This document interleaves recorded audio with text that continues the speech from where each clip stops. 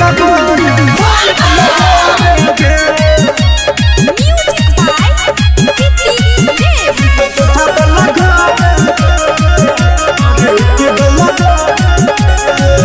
बात मन ले हमर चल बाबा के नगर बात मन ले हमर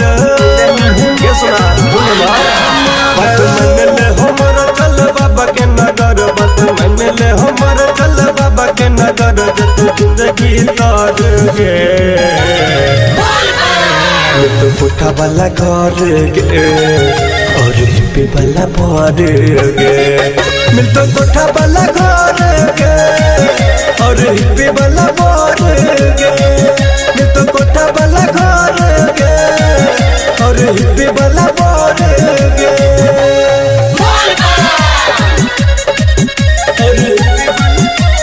हिप्पी वाला भर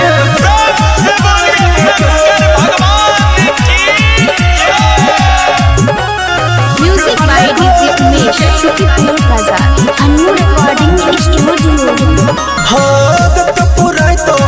मन का सरदाग जेहन खो जाई छही मिल तो मरदागे हाँ जब तक पुराई तो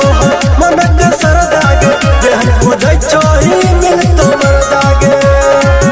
जब ढार बिग जल तब मिल तो गे फल जब ढार बिग जल तब मिल तो गे फल तू जिंदगी तार गे तो कोठा वाला घर गे और हिप्पी वाला भर गे मिलतो कोठा वाला घर गे और हिप्पी वाला भर गे मिलतो कोठा वाला घर गे और हिप्पी वाला भर गे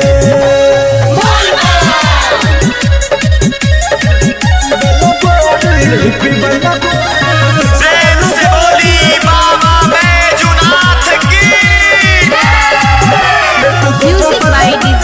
शुक्रिया बाजार अन्नू रिकॉर्डिंग स्टूडियो। हाँ सब मनोज को सम सबरिया गे एक बेर जाको देखी बाबा दुआरिया गे जाको देखी हाँ सुधीर सुमन को सम सबरिया गे एक बेर जाको देखी बाबा दुआरिया गे भोला फिर तो नजर जब जभी देव घर भोला फिर तो नजर जब जभी देव घर जो जिंदगी तार गे तो कोठा वाला घर गे और हिप्पी वाला भर गे मिलतो कोठा वाला घर गे और हिप्पी वाला भर गे मिलतो कोठा वाला घर गे और हिप्पी वाला भर गे हमारा शुरुआत